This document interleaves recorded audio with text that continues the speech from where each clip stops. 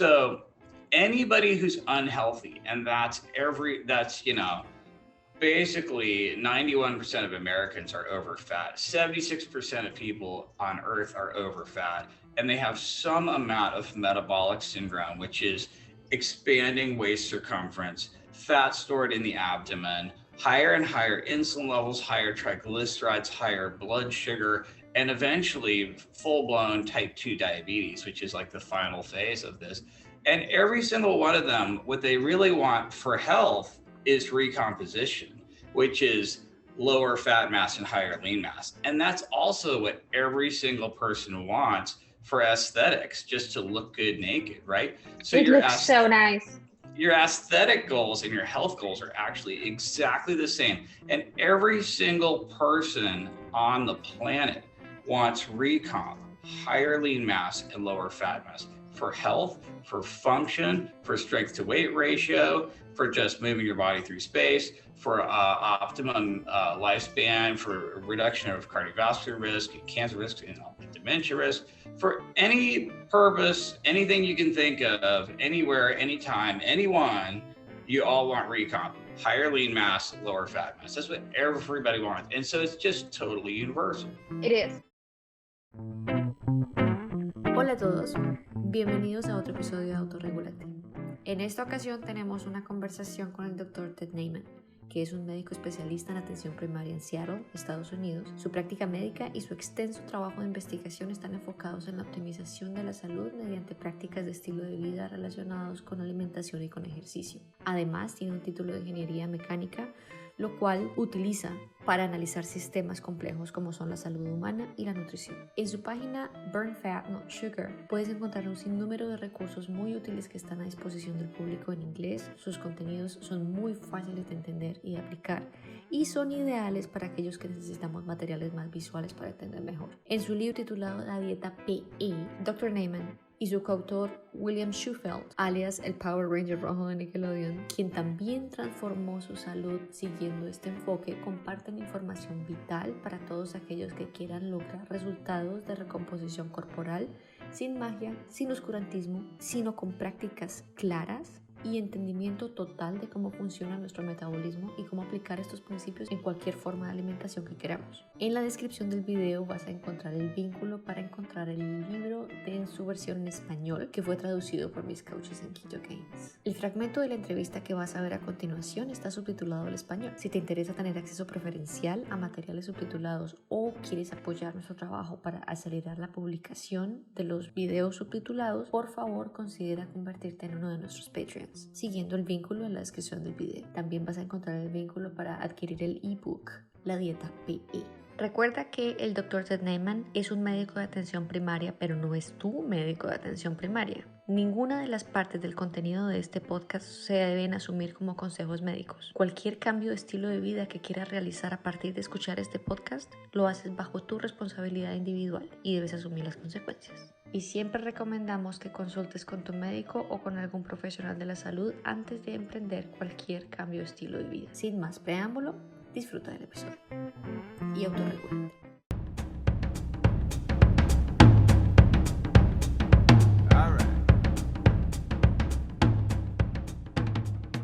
So, hello everybody. Welcome to another episode of Autorregúlate. Today we have a juicy episode for you guys because we have an amazing guest today. Dr. Ted Naiman, welcome to the show. Well, thank you. Thank you for having me. Well, the reason why I wanted to have you in the show is because some of the people that I respect the most, that have had the most influence on my life in all things fitness, they recommended me to get your book and to read your book. And boy, I did not regret doing that. It is such an amazing resource. And that's why I wanted to have you around. You have a very interesting background, and I would love for you to let us know a little bit about how is it that you started and how is it that you came to the point in which you wrote the PE diet. Oh, okay, gotcha. Well, I'm kind of a nerd. I have a engineering math background, so I'm super nerdy to begin with. And then I went to medical school and somewhere along the line got really, really interested in diet and exercise. And I saw so many patients who were super healthy and so many who were super sick. And I realized that really it just came down to diet and exercise. So I've spent the last 20 years just researching diet and exercise and their effects on health in general. And the book is really the product of all of my research, 20 years of just personal and professional experience with diet and exercise. And I got to the point where I realized that the basic principles are just really pretty small, and you could actually distill it down to just a couple basic things. And that's what the book is all about. Well, actually, reading your book made me want to go back in time and give it to fat me. Same here. Absolutely. I was like, oh my God, this is just so, Yeah. I mean, like, I have a confession to make. Back when I was bigger, and I have never been like really overweight, but I was a very chubby teenager. And back in that time, because I'm not so young, back in that time, internet was not such a big thing. So it was very difficult to get information to actually get and lose weight. So people would give you like very well meant advice, horrible advice. And I remember somebody told me, you know what, if you want to lose weight, you have to eat oatmeal in the morning. I don't know exactly what was the voodoo there, but I did. It didn't work. Of course, it didn't work because they didn't tell me replace your meal with oatmeal. No, they just told me eat it, and I did, and of course, it didn't work. But that made me think, because I was reading your book and I was remembering that experience, that many people, even now, where information is so available, but many people have very little awareness, as did I, of what food does when it comes into your body. It's almost superstitious. It's just like a mystery. Like if I do this magic, then I'm going to magically lose weight. So will you mind? That introduction in the book is so cool. The way that you explain exactly how food is made of and what it does when it comes into you. Can you please explain a little bit about that? Sure, I'd be happy to. And I just want to say thank you for saying that you want to go back in time and give the book to your past self. And I actually feel the same way.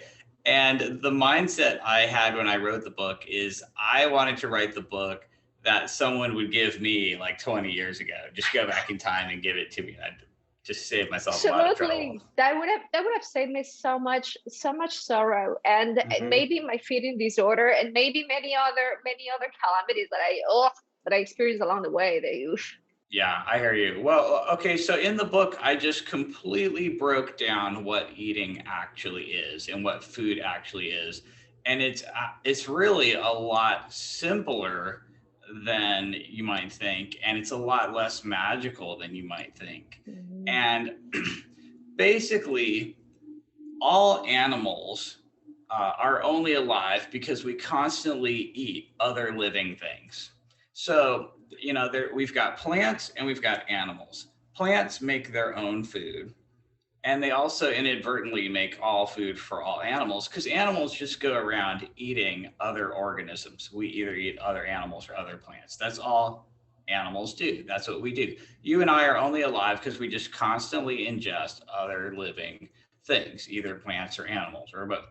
So plants are at the base of all food for every animal on Earth. And what plants do is just two basic things.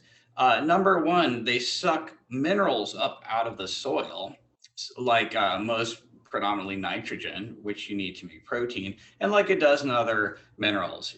And then what the other thing plants are doing is they're taking solar energy coming down from the sun, and they're using carbon dioxide in air and water to just chain together high energy carbon bonds and carbon hydrogen bonds. And that's all your carbs and your fats.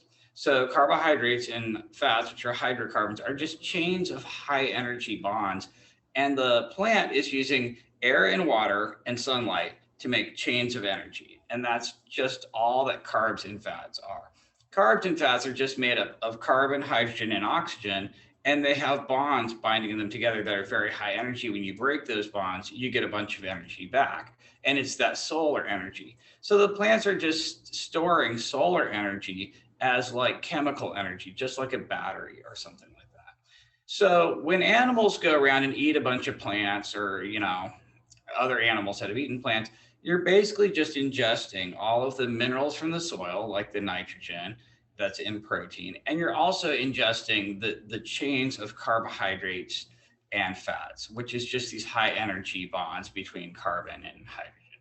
So, and then what animals do is when we eat these things, they just get broken down in our stomach. So your protein gets broken down into nitrogen, and then a few other minerals, and then some carbon, hydrogen, oxygen. And then your carbs and your fats are also broken down. All of your carbohydrates are broken down into glucose or other simple little sugar molecules, and you have to store them. And then all of your fats are broken down into triglycerides, which are little bits of fat, and you have to store those. And then the only difference there is that your body has to store glucose and fat separately, because glucose is water soluble and fat is not water soluble. You know how oil and water don't mix. So when you break down fat, when you digest fat, it's broken into triglycerides, which then are just immediately stored in your fat cells. Mm-hmm. And then when you break down any sort of carbohydrate, it's converted into glucose or fructose, these little individual sugar molecules. And then you store that as glycogen, either in your liver or your muscles. And we see some differences between carbs and fats. Like, for example, you have very limited carbohydrate storage. You can only store about 100 grams of glycogen in your liver and maybe 300 grams in your muscle, and that's it. If you eat more glucose, then it has to be converted into fat and stored on the fat side, where you have a lot more room. You have way, way higher fat stores than you do glucose. Your body prefers to store energy as fat because it's 6 times lighter per calorie than glycogen is. Glycogen is very heavy, it has a lot of water, and it's really heavy. And so you only store about 1% of your energy as glycogen and 99% as fat, which is a lot lighter and smaller. It has 1/6 of the weight and the volume. So the other difference is that your body can burn glucose a lot faster. You can get energy from glucose 6 times faster. So you use glucose when you're sprinting or running for your life or doing something really, really fast. But you use fat for anything slower, like just walking around and all your everyday activities. So big picture, you've got plants basically just chaining together energy as carbs and fats, sucking minerals out of the soil and making protein. Animals come along and eat the protein and the carbs and the fats, and we break them all down into little pieces, and then we store the carbohydrate as glycogen. We store the fat in our fat cells, and we use the protein to build our bodies, which are predominantly protein. And that's kind of the big overview. It's pretty basic, actually, but most people don't know it. Most people don't know it. And as I said before, we're still waiting for certain foods to do some kind of magic stuff inside of our bodies. Like I can remember also, like, from the very many mistakes that I made along the way trying to look for recomp, is that, I don't know if you're aware, there is a kind of tea that you drink that's supposed to melt your fat away. Well, it melted stuff, but it was not my fat, and horrible thing. But my point is that whenever, and most of my audience, I mean, like what we are looking for is body recomposition. When you talk about losing weight, you don't really want to lose weight. You want to lose fat and you want to gain muscle. Now, many people kind of link having less fat and more muscle with a vanity thing, with something that, I mean, like you are superficial, you want to look hot and jacked and whatever. And yes, of course, I do want that.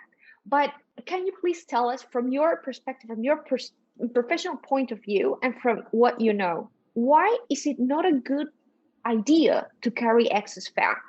And what qualifies as excess fat? Gotcha. Okay, so right. So everybody has these fat cells in their body, adipocytes, and your fat cells can only reach a certain maximum diameter, and then that's as big as they can get. And then you have to store fat in other fat cells. And everybody is also dealing with a genetic predisposition for how many fat cells they can have in total.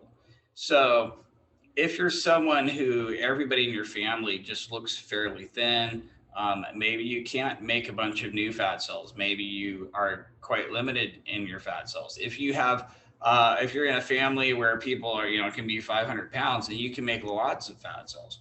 But everybody has a certain number that they're just never going to be able to exceed. And once you've hit your maximum number of fat cells, and they're all of their maximum size, now you don't have any place to store fat. And if you eat more fat, your body tries to store it any place it can. It gets shoved into your muscles or your liver or your organs. And now you've got fat, just where it doesn't belong. And what ends up happening is your body can't store new fat coming in. And you start having insulin resistance, and you have lab abnormalities, like your triglycerides are always high. Triglycerides are fat energy in the blood, and it just stays in the bloodstream because it's got no place to go. None of your fat cells want it. They're all full. You've ran out. And now you've reached what we call your personal fat threshold. So your triglycerides are always high. And then once every cell in your body is filled with fat, then those cells start refusing glucose. They don't want glucose either. They're like, oh, we've got energy overload already. We got no place to put all this fat. We're really not taking any glucose. Now your blood sugar goes up. That's when you're diabetic. That's when you have type 2 diabetes. So everybody on earth who has metabolic syndrome, insulin resistance, their waist circumference is going up because their bodies tried to shove fat in their fat cells, and now it's just storing it viscerally in the abdomen. Now their triglycerides are high all the time, their insulin's high, now your blood sugar's high, now you're type 2 diabetic. And all of this occurs because you ran out of storage for energy, and you're still eating more energy than you can store. And what recomposition does is it shrinks down all your fat cells so you have storage room. It also increases your muscle size, so you have way bigger disposal for glucose and triglycerides. The muscles are an amazing place to get rid of, your skeletal muscle gets rid of 80% of your glucose, or at least it's supposed to. It can also dispose of a ton of triglyceride and energy. So anybody who's unhealthy, and basically 91% of Americans are over fat. 76% of people on earth are over fat, and they have some amount of metabolic syndrome, which is expanding waist circumference, fat stored in the abdomen, higher and higher insulin levels, higher triglycerides, higher blood sugar, and eventually full-blown type 2 diabetes, which is like the final phase of this. And every single one of them, what they really want for health is recomposition, which is lower fat mass and higher lean mass. And that's also what every single person wants for aesthetics, just to look good naked, right? So it looks so nice. Your aesthetic goals and your health goals are actually exactly the same. And every single person on the planet wants recomp, higher lean mass and lower fat mass for health, for function, for strength to weight ratio, for just moving your body through space, for optimum lifespan, for reduction of cardiovascular risk, and cancer risk, and dementia risk, for any purpose, anything you can think of, anywhere, anytime, anyone, you all want recomp, higher lean mass, lower fat mass. That's what everybody wants. And so it's just totally universal. It is.